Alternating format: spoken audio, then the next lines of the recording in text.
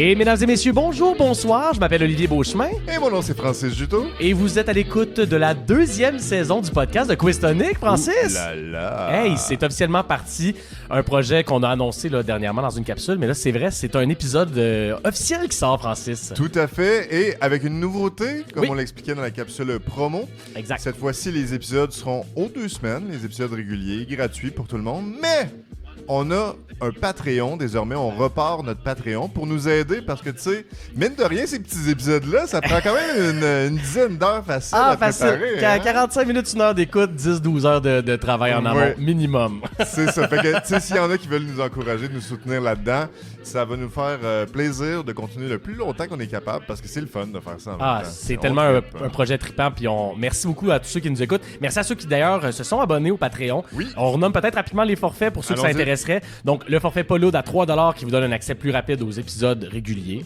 Le forfait Albert Einstein à 4$ qui vous donne accès à un demi-épisode bonus sur le même thème.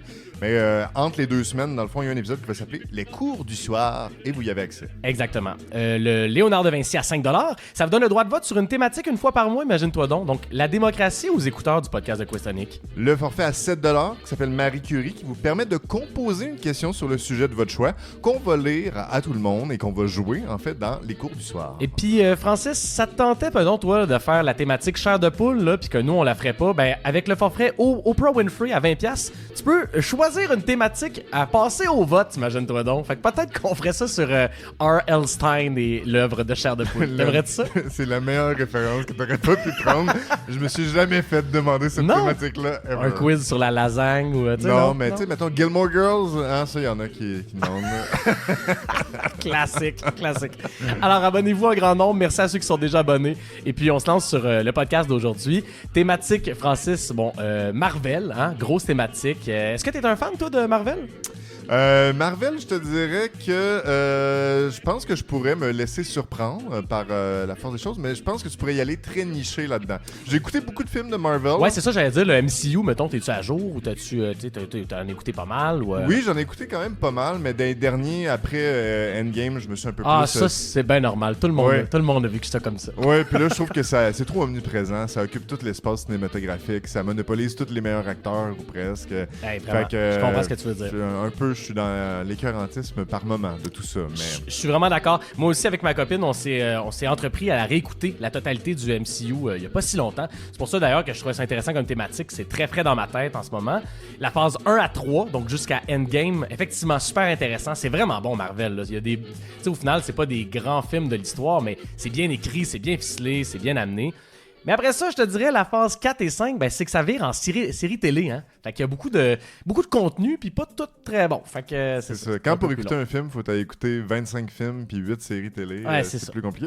Ouais. Mais avant toute chose, on peut peut-être rappeler juste vite fait le concept si on a des nouveaux auditeurs peut-être du podcast. Oui, absolument. Peut-être, rapidement, le podcast, dans le fond, est basé en 4 différentes sections. Donc, on pastiche le système d'école classique au Québec. On va commencer par le primaire. Donc, un total de 7 questions, vrai ou faux, et des choix de réponse. J'explique ça un peu plus tard. Et si vous avez un total de 4 sur 7, vous passez au secondaire. On a changé un petit peu le seuil de réussite, question de facilité de primaire. En cours de route. Puis là, ça va se rendre jusqu'au doctorat. Exact. On va vous expliquer tout ça en cours de route. Mais grosso modo, le niveau de difficulté va augmenter. Chemin faisant. Exact. Secondaire, cégep et université. Alors, bienvenue dans le monde de l'école avec nous, de Marvel. Bienvenue. Bienvenue. Alors, Francis, avant de commencer, Marvel, toi, selon toi, tu vas faire combien, mettons, dans ce parcours-là? Mais suite à tout ce qu'on s'est dit, je demande juste à me laisser surprendre. Mais comme je pense que tu vas y aller sur des trucs assez nichés plus rapidement, plus tôt que tard, je vais seulement viser de passer mon primaire. Juste primaire? Oui, parce que je pense que dès le secondaire, je pourrais. Ça va être trop corsé? Je pourrais me faire avoir. Mais On sait pas. On va voir. On verra. Alors, Francis, à ton crayon, mon petit coco, on s'enligne à l'école primaire avec la maternelle. Je me tente pas de ces indicatifs sonores-là. Hey, on se lance en maternelle. Donc, je l'ai dit un petit peu rapidement tantôt, ce seront des vrais ou faux pour les 4 premières années, donc maternelle jusqu'en 3e année. Alors, il faut vraiment, Francis, que tu aies la bonne réponse. Soit vrai, soit faux. Je te donne une question, puis tu réponds de cette manière-là. Question 1, maternelle. On commence avec une question de maternelle, parce que qu'est-ce qu'on apprend à la maternelle, Francis? Les couleurs. Hein? C'est vrai qu'on apprend ça. Plusieurs personnages de Marvel ont entre autres une couleur qui leur est propre. Hein? Est-ce que tu seras en mesure de nommer, si l'affirmation suivante est vraie ou fausse? Le personnage de Hulk est de couleur rouge parce qu'il est toujours rouge de colère. Vrai ou faux? Alors là, je fouille présentement dans mes crayons Crayola. Oui. Je salue d'ailleurs ceux qui jouent en famille. Hein? Oui. On se le fait dire de temps en temps. Donc, des enfants ou des ados à l'écoute. Hein? Ouais. Salutations. Ouais, Je effectivement. vous souhaite d'avoir cette question-ci. Alors, c'est faux. Il n'est pas rouge. Il est vert. Il est vert, effectivement. Vert de colère, c'est ça qu'on dit, hein? Mais effectivement, en fait, par contre, faut que tu saches, Francis, il y a bel et bien un Hulk qui est rouge Oui. dans l'univers cinématographique. Hein, c'est un personnage qu'on retrouve dans le film Hulk qui est sorti en 2008. C'est Ross, le père de la pseudo-romance de Hulk dans le film. Il est pas rouge dans ce film-là, mais dans l'univers Marvel, il arrive dans un multivers là, qu'il devient le Hulk rouge, qu'on appelle le Rulk. Hein? Donc, ouais. on voit où est-ce que ça Ah s'en oui, va. ok, parfait. Avec ça existe, mais pas le Hulk traditionnel. Alors bravo, Excellent. t'as déjà accumulé un point dans ta besogne. Dans ta Très besace, fier, pardon. très fier. Question 2, donc première année. On reste dans les vrais ou faux. Quand on écoute les films de Marvel, on peut choisir de les écouter dans leur ordre de sortie, mais on peut aussi suivre la chronologie réelle sur Terre. Hein. Des fois, on peut regarder sur des sites puis vraiment les suivre de cette étape-là. Et en faisant ça, le premier film qu'on va écouter va être Captain America, The First Avenger. C'est effectivement le premier surhomme, finalement, là, que la planète Terre va produire grâce au sérum du Super Soldier. Ma question concernant Captain America, vrai ou faux? Le sérum du super soldat, Super Soldier Serum, a été administré à Captain America par Howard Stark, qui est le père de Iron Man. Vrai ou faux? Je le répète, donc, le sérum, entre autres, de Super Soldier, a été donc administré par Howard Stark, entre autres, là, dans l'équipe, pour donc transformer pour créer finalement le personnage de Captain America. Tu vois, mes souvenirs sont loin parce que c'est le genre de film que j'ai écouté une seule fois. Dans mes souvenirs, il y a effectivement le père de Iron Man. Je sais pas si c'est ça son nom, mais je vais dire vrai. Et c'est vrai, effectivement, il fait partie de l'équipe là, qui va faire ce sérum-là. Ceci dit, le sérum il a été créé par un scientifique allemand qui va aider les Américains plus tôt. Ça va créer de la zizanie là, pendant la Deuxième Guerre mondiale. On est vraiment dans cette période-là dans le film. Et Howard Stark va être avec cette équipe-là qui va créer donc Captain America. Un petit gars de Brooklyn, hein, Captain America, chétif, qui va devenir le super soldat. Félicitations. T'as-tu remarqué que tous les scientifiques viennent toujours d'Allemagne? Ah oui, c'est vrai, hein? Ben, ils ont de l'ingénierie. On se souvient, mon podcast automobile, là, c'était Allemagne, la réponse. Oui. Hey, deuxième année, on reste là, donc à la troisième question de vrai ou faux. Depuis début 2000, il y a eu 3 différents moutures de Spider-Man. Hein? Donc, il y a eu Tobey Maguire, il y a eu Andrew Garfield, il y a eu Tom Holland. Spoiler, là, Francis, on a même eu la chance de les voir, les 3 ensemble. Imagine-toi donc. Hey, d'ailleurs, la gang, si vous n'avez pas vu les films de Marvel, vous voulez les écouter, il va comme avoir une coupe de divulgateurs dans le quiz. Hein? Faites sur pause pendant 2 mois et revenez plus tard. Exactement. Donc, c'est ça. Ils ont tous eu des histoires avec des backgrounds différents, donc dans les 3 différentes moutures. Vrai ou faux?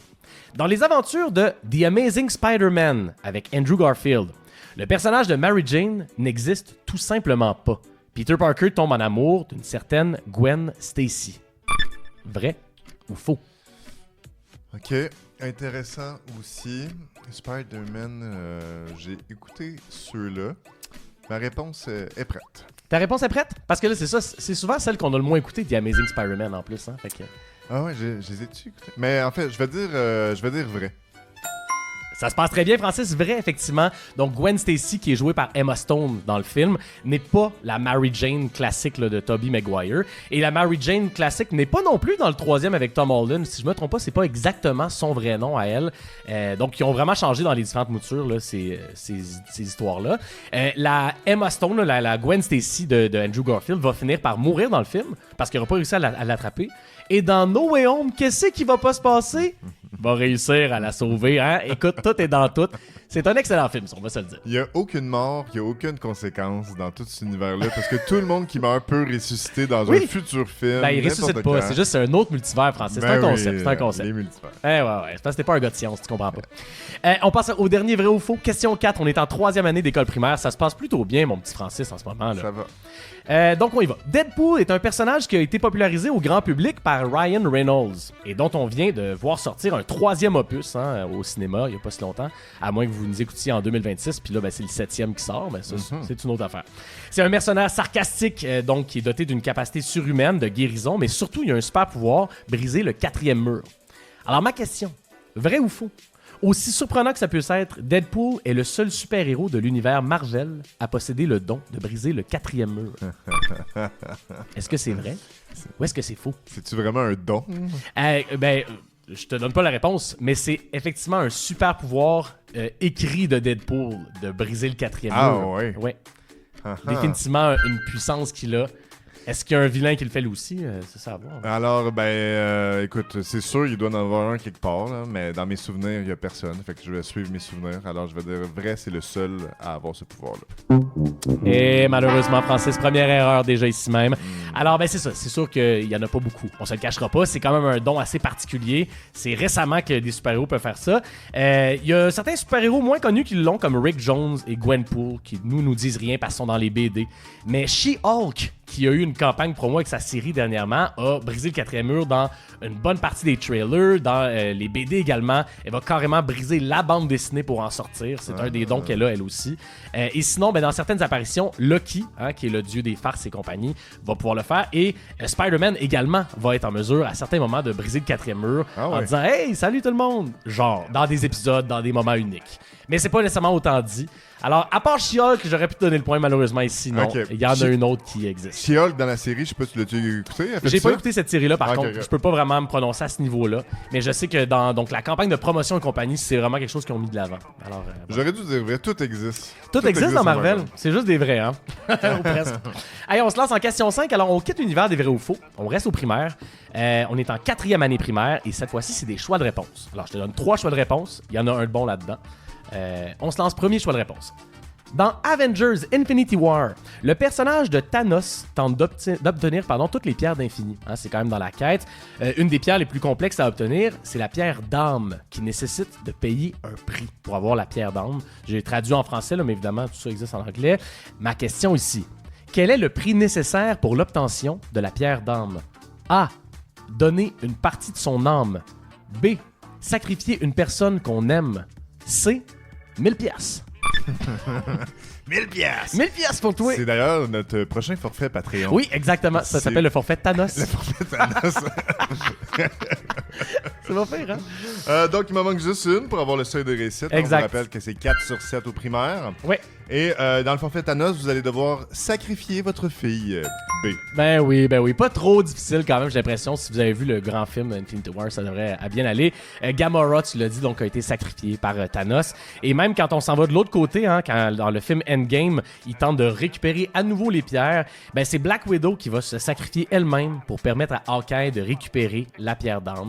Personne que lui aime particulièrement également. Donc, quand même intense, 2 personnages importants de la série de l'univers MCU qui vont mourir, Gamora et Black Widow, dans ce contexte-là. Et on les pas pour vrai. Oui, il meurt pour vrai. En tout cas, pour l'instant. Pour l'instant. Je sens de la frustration, Francis. Félicitations, t'as quand même déjà passé ton primaire, mais on va aller au bout de la démarche. Oui. Question numéro 6, 5e année. Francis, on connaît aujourd'hui très bien Marvel, évidemment, donc je le répète, grâce au MCU, le Marvel Cinematic Universe. Ça a été assez exceptionnel comme succès commercial en général pour des films, surtout les 3 premières phases. Ceci dit, ça fait vraiment longtemps que les bandes dessinées sont sorties et c'est en 1939 que la première BD va sortir au nom des Marvel Mystery Comics.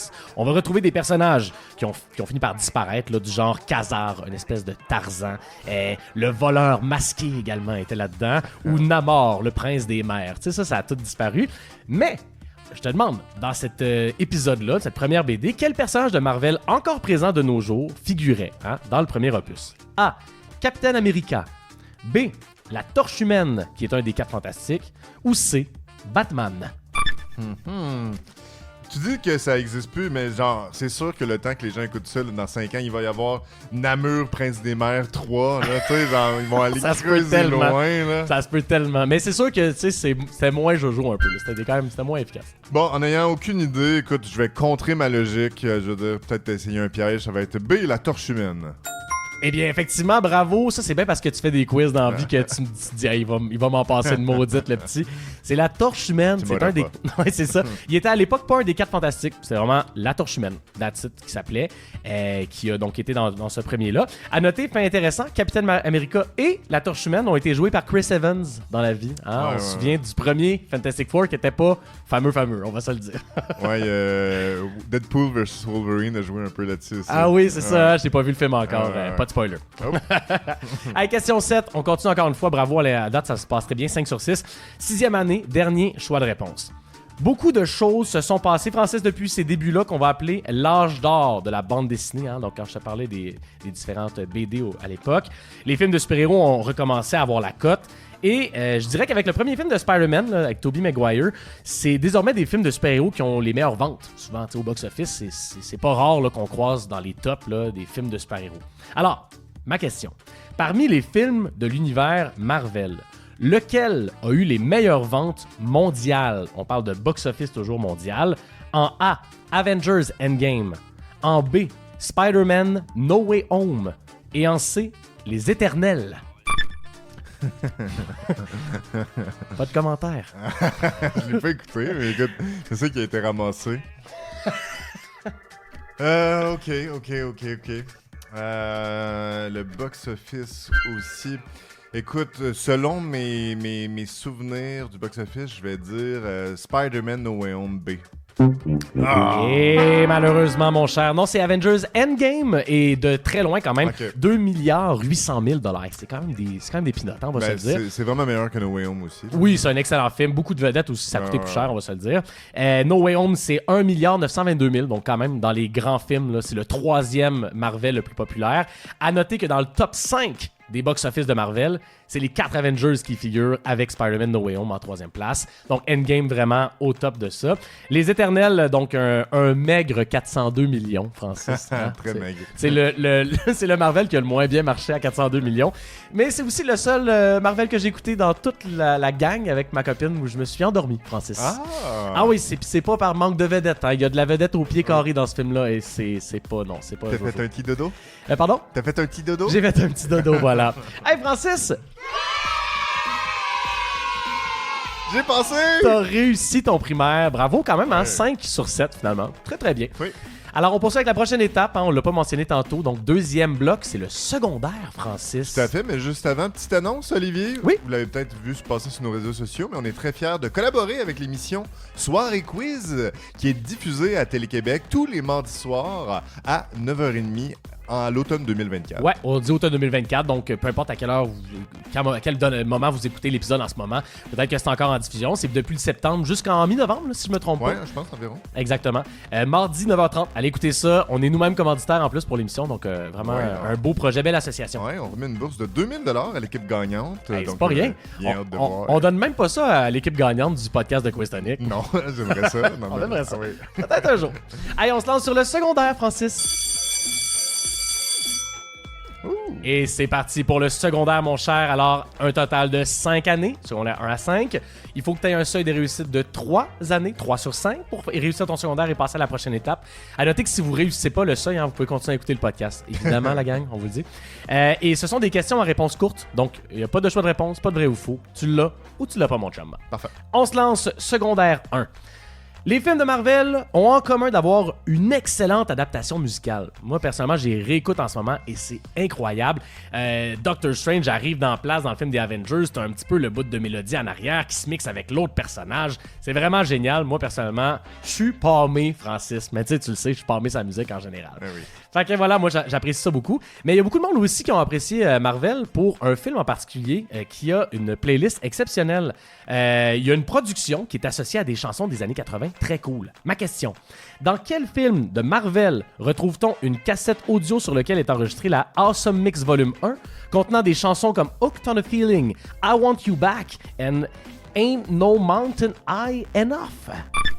Oui, ben écoute, je me doutais qu'à un moment donné, t'allais aller dans les trames sonores. Mais comment faire une question sur les trames sonores sans avoir les droits pour faire jouer la Ben musique? voilà, c'est ça l'affaire. Hey, j'aimerais-tu ça pouvoir vous mettre des trames sonores de films, mais non, c'est ça. T'adorais ça. Malheureusement, faudra appeler à la Sodec, là, se dealer quelque chose. Ben c'est de loin la meilleure trame sonore, ben selon moi. Là, je l'ai écouté souvent, ça, dans tout film confondu, même pas juste Marvel, c'est Guardians of the Galaxy. Très bonne réponse. Je pense aussi que ça commence assez facile si vous êtes fan de Marvel. Je pense que tout le monde va l'avoir. Et si vous n'êtes pas fan de Marvel, c'est vraiment un film à découvrir, là, pour vrai, la trame sonore, comme tu l'as Ouais. dit. C'est vraiment génial. Et c'est intéressant de savoir que les suites, hein, le 2 et le 3, ont également le Awesome Mix 2 et Awesome Mix 3. Ouais. Parce que, tu sais, pourquoi changer une formule gagnante? Pourquoi bouder son plaisir? Ben voilà. Hey, on boudera pas notre plaisir, nous non plus. On s'en va à la deuxième question. Secondaire 2, Francis. Le personnage de Thor est évidemment automatiquement associé à son marteau du nom de... Ah, qu'est-ce que c'est ça la question? Ben non. Mjolnir. Mjolnir. Bravo, Francis, t'es bon. Qui lui donne des pouvoirs comme voler. Agit comme boomerang, conjure de l'électricité. C'est une arme que personne ne peut soulever, sauf les gens qui sont dignes, ça a l'air. Donc, c'est son petit bijou à lui. Cependant, malheureusement, sa grande sœur, dans Thor Ragnarok, écoute, elle va le péter, son marteau.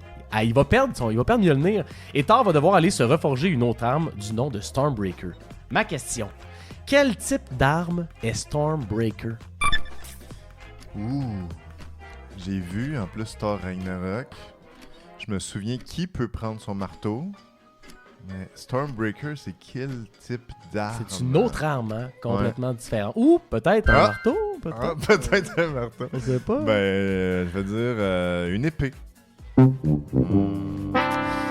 Malheureusement, Francis, c'était une hache. Une hache à double tranchant, là, si on veut. Donc, Thor va aller avec Rocket Raccoon et Groot pour faire forger le tout par le roi des nains, qui est Eitri. C'est plein d'infos, mais c'est Peter Dinklage qui joue ce personnage-là, qui est le roi des nains sur l'Étoile morte. C'est alias Tyrion Lannister là, dans Game of Thrones. Et c'est une scène assez particulière et émotive où il finit par avoir une deuxième arme, finalement. Il va aller se battre donc, dans Endgame et compagnie avec cette arme-là également. Donc, Stormbreaker qui agit donc comme nouvelle arme pour Thor. Une hache. Ouais, Okay. une hache. On passe au secondaire 3. Marvel ne serait pas grand-chose si ce n'était du travail d'un de ses scénaristes principaux, Francis. Il est décédé dernièrement, en 2018, si je ne me trompe pas. Il a créé plusieurs centaines de personnages. Il a collaboré avec Marvel depuis les années 60 jusqu'à sa mort.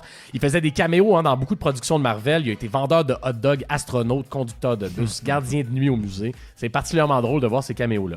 Ma question, quel est le nom de ce scénariste associé entre autres à la création de Spider-Man, Hulk, Iron Man, X-Men, Thor et les Avengers?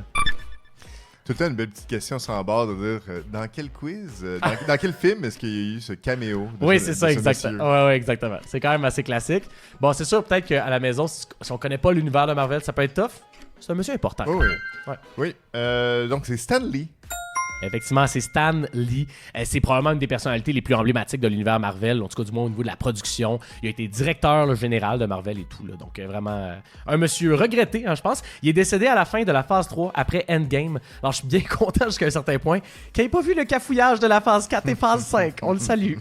Mais d'ailleurs, il continue de faire des caméos hein, dans des films après, là, comme dans Deadpool et Wolverine. Ah il y a oui? un caméo. Spoil-moi rien, Francis. Yeah, mais il y a ça dans tous les films. Je le sais. Fallait s'y attendre. Bon. Hey, question numéro 4, secondaire 4, t'es à donc 2 bonnes réponses, ça oui, date? 2 sur 3. 2 sur 3. Secondaire 4. Le personnage de Black Widow est une agente secrète espionne russe qui a des capacités exceptionnelles et qui rejoint les Avengers d'ailleurs à titre humain. C'est une des rares personnages féminines qui est là et en plus, ultimement, là, techniquement, elle n'a pas de super pouvoir magique comme tel. C'est assez impressionnant. C'est un personnage auquel je me suis beaucoup attaché moi-même là, en l'écoutant et notamment dans le film Black Widow, on découvre les Chambres Rouges qui est un peu l'endroit où ils ont été entraînés. Alors, très jeunes, elles sont kidnappées de leur maison. Elles vont avoir des entraînements quotidiens excessivement chargés, des écoutes de films avec des messages subliminaux. Plusieurs Black Widow vont mourir, très peu réussissent au final. Et à la toute fin donc, de leur formation, ma question est la suivante. On apprend aussi que l'agence du KGB procède à une opération médicale tragique, donc pour s'assurer de la loyauté de leur jeune fille. Quelle est cette opération médicale qui fait office de graduation pour les Black Widow de ce monde? Oh, c'est précis ça, Francis? C'est très précis, j'ai pas vu le film, j'ai aucune idée, on va essayer quelque chose. Essaie de penser à quelque chose qui parle, et je le répète encore, peut-être ça pourrait t'aider, là, qui fait s'assurer de la loyauté de leur jeune fille. Je salue plutôt le réalisateur québécois Pascal Plante pour son film Les Chambres Rouges. Ah, très bon, allez voir ça. J'adore ça. Alors, je veux dire, ils se font mettre une puce qui va leur faire exploser le cerveau. C'était une belle idée, c'était un bel imaginaire. Malheureusement, c'est pas le cas. Hey, c'est vraiment trash. Elles se font faire une hystérectomie, donc pour leur enlever la capacité d'avoir des enfants, et donc qu'éventuellement, il y ait du chantage potentiel à faire avec leurs enfants et compagnie, de manière à justement qu'elles soient le plus... on leur enlève cette liberté-là, et elles sont donc conditionnées finalement à rester Black Widow pour leur vie. Mon Dieu. Intense, hein? Ouais, très intense. C'est un très bon film, Black Widow, d'ailleurs, je le suggère à plusieurs. Ça a passé un peu sous le radar, c'est sorti en pandémie, donc moins d'écoute un peu là, au box-office, mais ça vaut la peine. Moi, j'ai apprécié ça. Et c'est la dernière production de Black Widow. Je pense qu'elle reviendra pas, pour vrai. Elle va revenir. Elle va revenir en CGI. Hey, question 5. Francis, c'est ta dernière chance pour passer en secondaire. On va voir si tu vas réussir. Dernièrement, Marvel a fait une annonce au Comic-Con de San Diego qui a été bien accueillie par les fans, avec un peu de réserve, ceci dit. C'était le retour de Robert Downey Jr. dans le MCU. Tu le dis, tout revient, effectivement. Tout revient. Personnellement, je vais t'avouer qu'Iron Man, ça n'a jamais été un héros que j'ai adoré, mais quand j'ai réécouté les épisodes, j'ai réalisé à quel point cet acteur-là est génial, là, pour vrai, dans son rôle d'Iron Man. C'est super bon. Ceci dit, il revient pas comme Iron Man, Francis. Il revient comme méchant. Ma question... Quel vilain célèbre du de l'univers Marvel, qui va intégrer donc le MCU, sera au centre des 2 prochains films Avengers, en 2026-2027 entre autres, et joué par nul autre que Robert Downey Jr. Tu sais, quand je te disais que rien n'a d'importance, c'est ça un peu. Tu sais, là, on a un deuil d'un acteur, en fait, en disant « Oh, il quitte le MCU », puis là, on le fait revenir avec un nouveau personnage, quoi que ce soit, tu sais. Il y a des bonnes chances que Scarlett Johansson revienne aussi plus tard, quoi que ce soit, là, tu sais. Ah ouais, il y a de l'amertume, on mais va non, mais c'est juste que je c'est comprends pas ton point. l'impact narratif de tout ça. C'est Doctor Doom. Bravo, mais effectivement, c'est quoi l'impact narratif? Selon des théories de fans, ce qui se passe, c'est que Doctor Doom, c'est un personnage qui, de ce que j'en comprends, là, peut grosso modo reprendre un corps de quelqu'un. Alors quand Iron Man meurt, Doctor Doom va utiliser le corps de Iron Man pour finalement prendre son apparence. Donc c'est pas non plus juste lui qui revient random. Je pense qu'il y a vraiment une explication assez logique là, qu'on va se faire imposer de pourquoi c'est cette figure-là, finalement. Puis tu penses pas qu'il va y avoir la trame où ils vont être comme Iron Man, souviens-toi, t'es un bon gars là, au fond. Là. Ben je pense pas parce qu'il est mort. Mon feeling en tout cas. Okay. Mais Francis, j'ai une bonne nouvelle pour toi. T'as passé ton secondaire. J'ai battu ma propre prédiction. Ben ça, c'est tout le temps plaisant de voir ça. On reste humble, finalement, on est satisfait. Oui. Allez, on passe à la prochaine section. Donc, 3e section, mais juste avant, Francis, une autre invitation pour les gens, si jamais ça leur tente, pour des corpos ou des bars, n'hésitez pas à nous écrire. On leur dit encore souvent, si ça vous intéresse peut-être d'avoir un party de Noël, qui sait, on offre ce genre de service-là. Donc, n'hésitez pas à nous écrire sur quiztonic@gmail.com. On a quand même un calendrier qui est le fun, qui commence à charger, nous autres. C'est ça se book vite pour le temps des fêtes. Fait que si jamais ça vous tente, let's go. Exactement. N'importe quel thème est possible. Et si ça vous tente de jouer en bar, allez sur le site, justement, la page de Quiztonic sur Facebook compagnie ou sur la page quiztonic.ca pour voir les bars au Québec qui participent pour votre plus grand plaisir. Ouais, poupée, ouais. On se lance au cégep, Francis.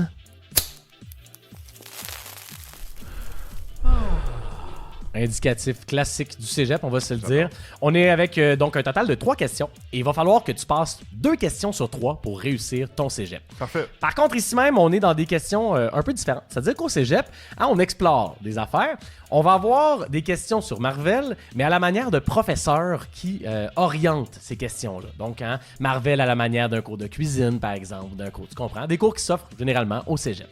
Je me lance avec la première question, première année de cégep, à la manière d'un cours d'éducation au choix de carrière ou tremplin deck, peu importe. Des fois, on arrive au cégep, on n'est pas trop sûr. Alors, si on veut savoir exactement en quoi aller, on va dans ce cours-là. C'est jamais évident de choisir son métier. La preuve, c'est que tout le monde anime des quiz. Au final, on est passé par... on aurait peut-être dû suivre ce cours-là, peut-être. Moi, c'était mon rêve d'enfance. C'était ton rêve d'enfance, peut-être, au final. On peut se perdre sur un moyen temps, mais en même temps, quand t'es un super-héros aussi, tu peux te perdre sur un moyen temps avec un métier. Ouais. Alors, je te présente ici même des personnages de Marvel et tu me dis en fait le métier réel que ces personnages-là ont dans la vraie vie. Je vais aussi un peu t'indiquer rapidement des trucs qui sont importants à avoir pour réussir dans ce métier-là. Parfait. Donc, je te nomme un super-héros, des facultés à avoir, puis tu me dis le métier qui est associé. Ah, ok, parfait. On fera pas le tour d'horizon complet, on se lance avec le premier puis tu me donnes la réponse directement. Tu m'en nommes combien, tu me dis? Un total de 4. Et pour réussir ton cégep, ta question, ça va être 3 cours sur 4. Parfait. C'est bon? 3 questions sur 4, oui. Alors, je me lance à l'instant même. À chaque fois, le timer va partir. Puis Parfait. on passe à la prochaine réponse. Donc, en A, Daredevil, Matt Murdock. Donc, une pensée critique, capacité en communication, connaissance du code de la loi. Qu'est-ce que Daredevil fait? Une bonne idée de question. On est quand même un paillard. Puis je te donne des indices qui sont dans le vrai monde. Comme ça, tu pourras, tu pourras un peu, au pire, si tu connais pas le super-héros, t'aider. Parfait. Parfait. Alors, ben oui, je crois qu'il est avocat. Effectivement, avocat, un premier point pour cette question. Prochain personnage, Doctor Strange. Ça nous prend une grande connaissance du corps humain, entre autres de la diencéphale, du bulbe rachidien, de l'hypophyse, une excellente coordination et une grande précision. Mais tu vois, là, tes indices m'ont aidé parce que je savais... une base, mais là, peut-être, ça peut t'orienter. Tu veux plus précis que... Ouais, là. Alors, on veut le vrai métier, là. Hey, on est en train en plein deck. Faut aller au bout de notre démarche. Neurochirurgien. Neurochirurgien. Félicitations, Francis. Donc, chirurgien, je suis pas sûr que je l'accepterais. Je vous ai donné des indices de cerveau. Ça me prend vraiment une notion de cerveau ici même. En C, Jane Foster, qui a une relation romantique avec Thor. Des intérêts pour l'espace. Maîtriser des outils informatiques et des instruments de mesure. Et savoir analyser et observer. Ouh, ça c'est plus creux dans ma Oh, tête. ouais, on s'en va plus loin quand même, on va se le dire. Répète-moi tes indices. Oui, donc Jane Foster, qui a une relation romantique avec Thor, intérêt pour l'espace, maîtriser des outils informatiques et des instruments de mesure, et savoir analyser et observer. Ah, c'est quelque chose comme une archéologue. Et on n'était pas vers la Terre, on était vers l'espace. Astrophysicienne aurait été ce qu'on chercherait ici même. Je pense que dans les BD, elle est infirmière. Donc, si vous avez aussi le savoir qu'elle est infirmière, ben, donnez-vous-le là, dans ce contexte-là, évidemment. Astrophysicienne, je pense, dans l'univers des MCU, là, est plus précis. Et on passe au dernier. J'espère que les indices vont t'aider parce que le personnage c'est plus corsé un peu. On y va avec Luke Cage, qui fait partie des Defenders. Alors, c'est un de ses métiers dans l'histoire. Être rassembleur, être à l'écoute des besoins des gens et des organisations, et connaître les quartiers de Soho, Upper East Side et Greenwich Village. Oh, boy. Ok, je te répète le tout. Luke Cage des Defenders. Être rassembleur. Être à l'écoute des besoins des gens et des organisations. Et connaître les quartiers de Soho, Upper East Side et Greenwich Village. Wow. Travailleur social à New York. Oh, c'est pas loin pour vrai, mais je te le donnerai pas. C'est maire de New York. Maire. C'est maire, c'est carrément, ouais, exactement. New York, effectivement, tu l'as eu avec les quartiers. Ouais. Bravo. Je vais être sévère un petit peu là-dessus, malheureusement, je te le donnerai pas. Effectivement, fallait savoir. Mais oui, Luke Cage, à la fin d'une série de BD, donc finalement, accède à la mairie de New York là, contre Wilson Fisk dans l'histoire. Dans la série aussi télé ou... Non, si je ne m'abuse, j'ai pas écouté les Defenders, puis j'ai pas écouté la série sur Luke Cage précise non plus, j'avoue, par contre. Donc peut-être effectivement, mais pas à ma connaissance. Donc, malheureusement, échoué pour cette question-là. Tu as 2 autres cégeps pour te reprendre. On évoque la 2e année au cégep. Prochain cours, à la manière de sciences et technologies, Francis. Oh là là. Ça, c'est ton genre aussi. Oui. Alors, au final, l'univers des super-héros, c'est intimement relié à la science-fiction. Donc, il y a beaucoup d'éléments scientifiques qui vont apparaître dans tout ça. Il y a des personnages qui font des innovations technologiques très importantes. Alors, je te nomme une invention technologique réelle. En fait, c'est ça. Je te présente un concept de science réelle avec des événements et des objets de Marvel, et toi, tu me donnes l'innovation technique réelle ou le phénomène scientifique réel. Et grosso modo, je te présente quelque chose, tu me dis c'est quoi dans le réel de la science et des technologies que ça représente. Ok, je suis pas sûr de comprendre pour l'instant, mais je vais comprendre avec tes questions. Ouais, peut-être que c'est pas super clair. Dans tous les cas, je pense que ça va devenir assez clair. Alors, en A, on cherche une forme de production d'énergie nucléaire qui arrive lorsque 2 noyaux atomiques se combinent et libèrent de l'énergie. Ça, c'est une manière de produire de l'énergie. C'est cette méthode-là qui va être utilisée par Tony Stark lorsqu'il crée son réacteur Arc. Alors, je répète la question. On cherche ici donc vraiment le phénomène scientifique. Une forme de production d'énergie nucléaire qui arrive lorsque 2 noyaux atomiques se combinent. Et donc, ils vont libérer de l'énergie. Ça, c'est la technique d'énergie qu'on cherche. Et c'est une méthode, je le répète, utilisée par Tony Stark avec son réacteur Arc. La fusion nucléaire? C'est la fusion nucléaire! Félicitations, Francis! Oh là là! Je sentais le stress. Je vais aller me reposer un petit peu, là. Il y en a combien de... C'est 4 encore? Même fonctionnement. Oui, exactement. Ça va toujours être 4 puis 3 dans ce contexte-là. On poursuit avec le prochain phénomène scientifique, donc je pense que c'est un petit peu plus clair. On cherche une innovation ou un phénomène de science. Parfait. En B, ensemble de techniques visant à réaliser des machines capables de simuler le raisonnement humain, un algorithme, des statistiques, peu importe. C'est l'utilisation de ce concept qu'a créé Ultron, l'antagoniste, dans le 2e Avengers. Alors, je le répète, pour être bien clair, un ensemble de techniques visant à réaliser des machines, à créer donc des machines qui sont capables de simuler le raisonnement humain à l'aide d'algorithmes, entre autres, de statistiques. Et c'est ce concept-là, finalement, qu'a créé Ultron, l'antagoniste, dans le 2e Avengers. Il y a un terme plus précis, je pense, que j'aurai dans quelques secondes, mais je pense que c'est Android, mais ce sera pas assez précis. Malheureusement, c'est vraiment plus simple que ça, c'est l'intelligence artificielle. Ah, juste ça. Juste ça, l'AI, hein? Parce que Ultron, c'est une intelligence artificielle, les raisonnements et compagnie. Pas facile, peut-être que ça aurait pu être plus précis de mon côté, mais pas évident. OK, alors on passe à C. Je cherche ici même un concept associé à des trains utilisant la force d'électroaimant pour le déplacement. Ils vont supprimer la résistance, ils peuvent atteindre des vitesses élevées. On va retrouver ce type de train-là au Japon, mais également dans le réseau de Wakanda. Alors, je veux savoir, aussi simple que ça, le concept derrière des trains qui utilisent des électroaimants, le concept derrière des électroaimants en général, pour le déplacement. Je le répète encore, mais ces trains-là donc suppriment la résistance et peuvent atteindre des vitesses élevées. Soit que tu me nommes le train associé donc à ça au Japon ou à Wakanda, soit que tu me donnes le phénomène tout simplement qui fait en sorte que ces trains-là fonctionnent. Je vais essayer TGV. Malheureusement pas. Train à grande vitesse, effectivement, pourrait être un type de train comme ça, mais c'était le magnétisme, tout simplement. J'aurais accepté train à suspension magnétique ou bien des maglev, qu'on nomme ici même en sciences. Pas facile! C'est vraiment mon cours, celui-là. La science, c'est pour toi, quoi. Et on évoque la D, Francis. Donc, une branche de la physique qui étudie le comportement des atomes et des particules au niveau nanoscopique. C'est également la spécialité de Hank Pym, le scientifique à la base du costume de Ant-Man. Je le répète, une branche de la physique qui étudie le comportement des atomes et des particules au niveau nanoscopique. Et c'est également la spécialité de Hank Pym, donc le scientifique à la base du costume de Ant-Man. Et finalement, même le personnage de Ant-Man va finir par se spécialiser là-dedans. Et c'est associé au champ lexical des films. Ah oui? J'essaie de t'aider, mon professeur.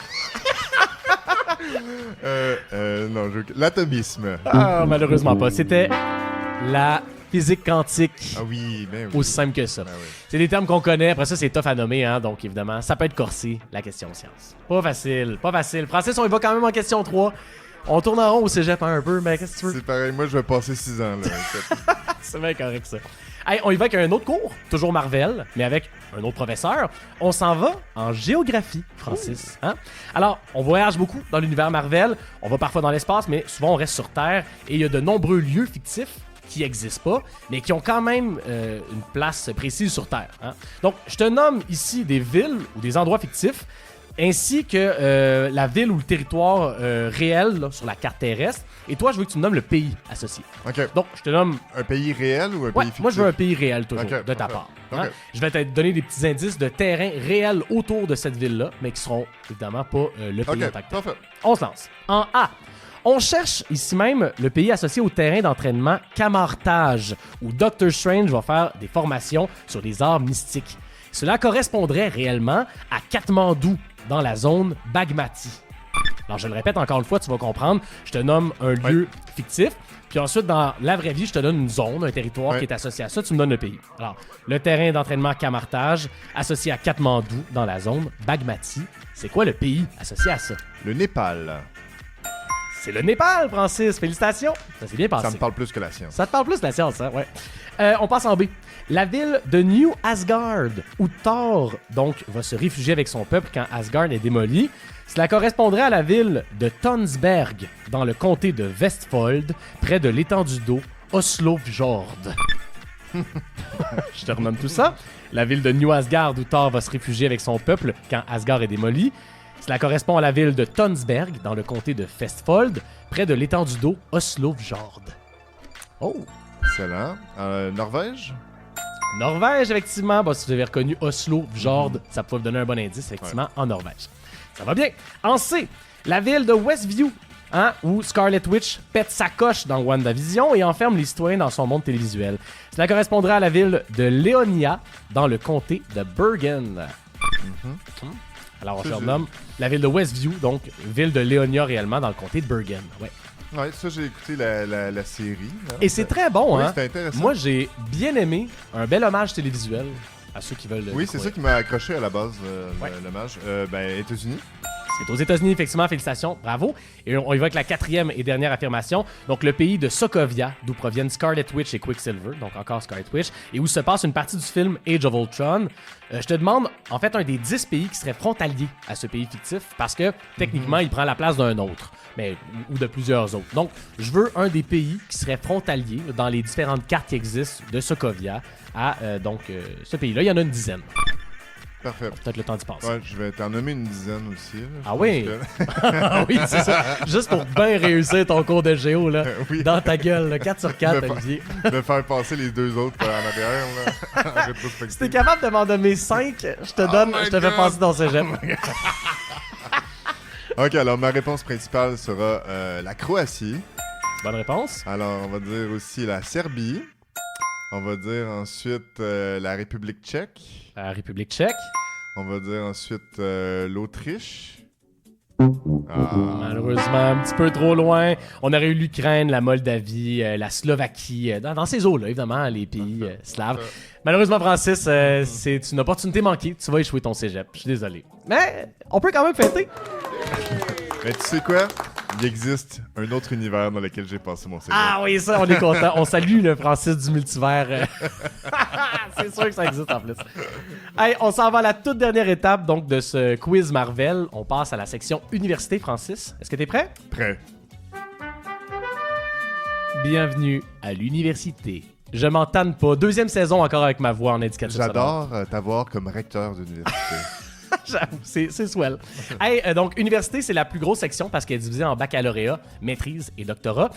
On commence avec le baccalauréat. Alors, c'est une section qui est quand même intéressante. On a 3 questions différentes, Francis. Donc, première année, deuxième année et troisième année. Les réponses de la première et de la deuxième année seront des indices qui vont te permettre de répondre à la toute dernière question. Hein? Donc, on s'est fait suggérer de changer un peu la formule pour ça. On va vous donner les réponses après la première et la deuxième année. Ceci dit, vous n'êtes pas obligé d'avoir 3 bonnes réponses. Tant que vous avez un des 2 indices, vous êtes capable d'avoir la troisième réponse et vous êtes capable de passer le baccalauréat. Donc, 2 bonnes réponses sur 3. Tant que vous avez un indice et la réponse finale de la troisième année, vous passez le bac. Exact. On facilite ça légèrement. Ceci dit, afin de faciliter un petit peu la tâche à l'écoute, on va quand même révéler les réponses tout de suite après les différentes années. Donc, les indices, vous les aurez de toute manière au final. Tout à fait. On commence. Alors, première année du baccalauréat. On vient d'en jaser un peu lors des questions de cégep, là, Francis. L'univers de Marvel est plein d'innovations technologiques. Ça reste beaucoup de la science-fiction et beaucoup de grands génies. Alors, ma question pour la première année de bac. Quel nouvel élément fictif du tableau périodique a été découvert par Tony Stark dans le film Iron Man 2 pour remplacer le palladium dans son arc réacteur et qui semble goûter la noix de coco et le métal? Je te renomme la question encore une fois. Quel nouvel élément fictif du tableau périodique a été découvert par Tony Stark dans le film Iron Man 2 pour remplacer, je le répète, le palladium dans son arc réacteur et qui semble avoir le goût de la noix de coco et du métal? C'est ce qu'il dit lui-même en plus. Je connais juste 2 éléments fictifs qui sont soit le vibranium ou l'adamantium. On va dire le vibranium. Félicitations, Francis, c'est effectivement le vibranium. C'est un des 2 éléments là, qui existent. Il y en a juste 2? Je ne voudrais pas m'avancer, mais dans les plus célèbres, effectivement, c'est les 2 qui constituent la majorité de certains outils, peu importe. Là. C'est un élément qu'il pense avoir découvert, mais en fait, intéressant, c'est son père qui avait utilisé le vibranium par le passé et qui l'aurait découvert. Et en fait, bien avant, c'est un élément qui est arrivé par une météorite tombée sur le territoire de Wakanda. Hein? Et c'est ça qu'ils utilisent pour créer leur technologie. Encore le pillage de l'Afrique. Le pillage de l'Afrique, mais par l'Afrique, hein, dans le film. Alors, par l'Afrique. Oui, par l'Afrique, par Wakanda. Vrai. Hein, donc, quand même. Ouais. On passe en question numéro 2, Francis. Deuxième année du bac, mais tu gardes vibranium dans ta petite poche. Question 2.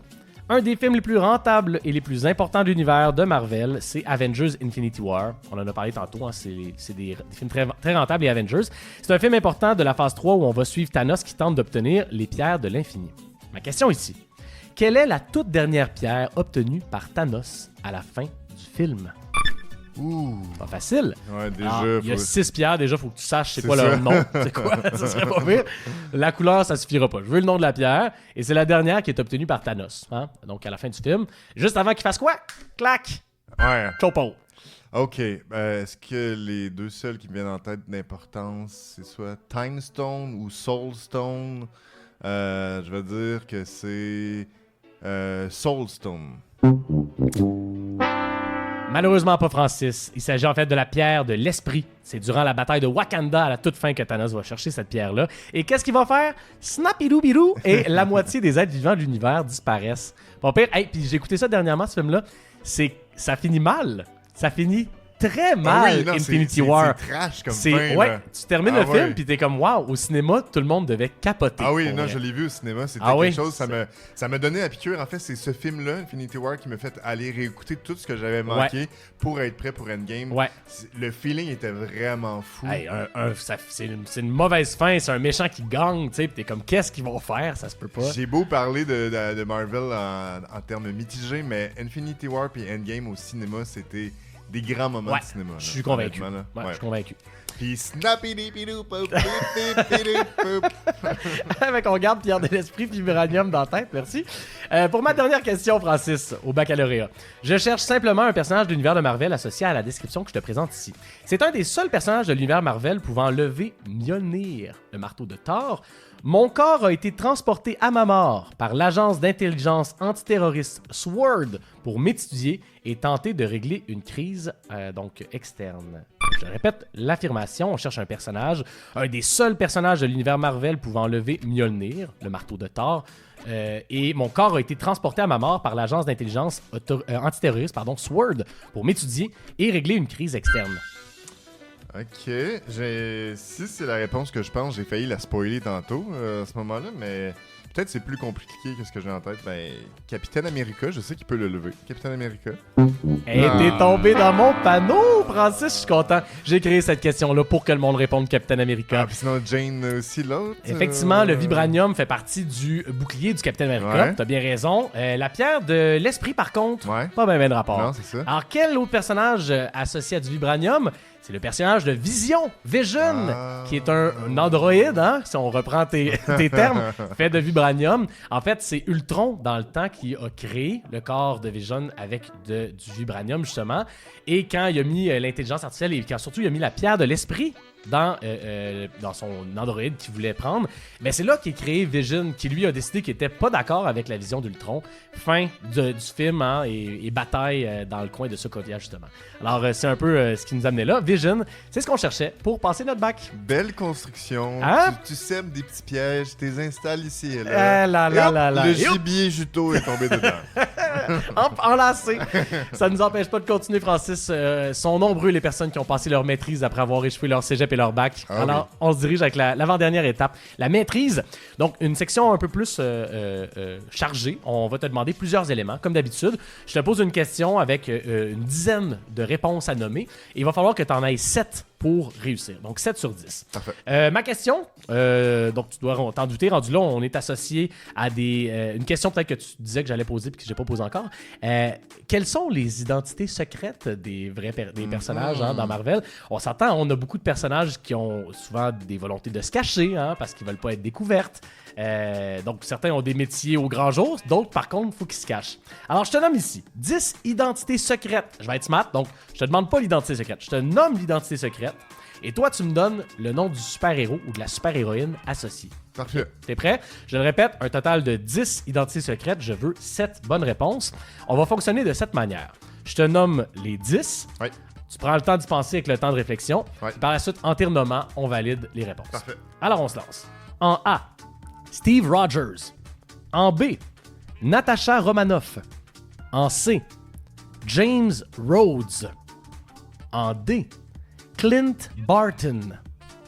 En E, Janet Van Dyne. En F, Peter Parker. En G, Carol Danvers. En H, Bruce Banner. En I, Jennifer Walters. Et en J, Wade Wilson. Alors, je les répète pendant le temps de réflexion. Steve Rogers, Natasha Romanoff, James Rhodes, Clint Barton, Janet Van Dyne, Peter Parker, Carol Danvers, Bruce Banner, Wade Wilson et Jennifer Walters. Est-ce que tu es prêt, mon Francis? Je suis prêt. On se lance. Je commence encore une fois avec la dernière nomination, puis à chaque fois, tu me donnes le personnage Oui. que tu penses. Steve Rogers, Capitaine America. premier bon point. Natasha Romanoff, Black Widow. Black Widow, ça se passe bien. James Rhodes, C'est Don Cheadle, c'est quoi son nom d'acteur dans Iron Man 2, là, c'est ça? C'est comme un méchant d'Iron Man, là, non, c'est pas. ah, mais il est associé Don à Cheadle, Il est associé à Iron Man, c'est War Machine. c'est ça. Ouais, c'est c'est lui, le- c'est non, c'est John Favreau. Ouais, non, c'est ça, John Favreau, c'est Happy, c'est le Ah oui, c'est ça. le garde du corps. Fait que c'est Don Non, Cheadle. c'est celui qui, en fait, ultimement, représente le gouvernement, là, puis il va avoir un suit qui s'appelle War Machine. C'est vraiment un ami, finalement, de Iron Man dans ces histoires. On poursuit. Clint Barton. Hawkeye. Oh, excuse-moi. J'étais tellement habitué que t'es sous. Non, c'est une blague. Alors, effectivement, c'est Hawkeye. Donc, désolé pour la confusion. 3 sur 4 pour l'instant, ça se passe bien. Janet Van Dyne. The Wasp. Félicitations, 4 sur 5. Peter Parker. Spider-Man. Ça aussi, c'est bon. Carol Danvers. Mrs. Marvel. Oh non, j'ai pas dit le bon nom. C'est Captain Captain Marvel. Marvel. Captain C'est Marvel, qui, effectivement. Mrs. Miss Marvel, c'est une autre des... Hey, ça, là, je me suis pas avancé là-dedans, mais les Marvel, c'est effectivement toute une gang qui se rejoignent. Mais Miss Marvel, je pense pas, là, si je me trompe, Non, c'est moi qui me suis associé à trompé elle. de nom, là. 2 erreurs pour l'instant. Il te reste maximum 2 erreurs encore. Bruce Banner. Hulk. Hulk. Wade Wilson. Oh, t'en as pas passé une? Non, excuse-moi. Jennifer Walters, effectivement. She-Hulk. Félicitations. Et Wade Wilson? Deadpool.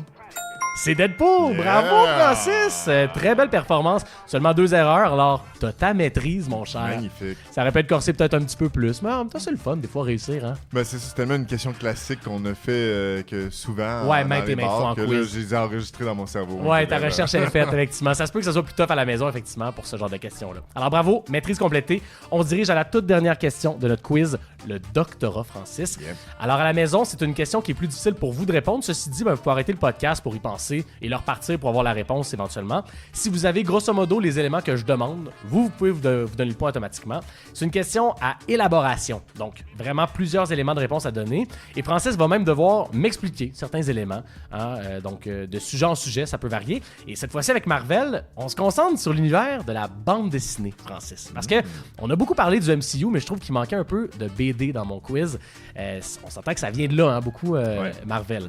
Alors, le monde là, des comics a eu plusieurs grandes périodes dans l'histoire, mais il y a certains grands moments qu'on a fini par nommer à des âges. L'âge d'or, l'âge d'argent et l'âge de bronze, entre autres. C'est vraiment des moments spécifiques dans l'histoire des comics, que ce soit de Marvel, de DC Comics, peu importe, là, qui sont spécifiques des périodes de temps et qui veulent dire quelque chose pour des raisons particulières. Alors, je veux que tu m'expliques dans cette section doctorat, hein, évidemment, ça reste complexe un peu. Quelles sont les périodes associées à ces âges-là, grosso modo, et pourquoi est-ce qu'on appelle ça l'âge d'or, pourquoi c'est l'âge d'argent, et pourquoi c'est l'âge de bronze? Wow.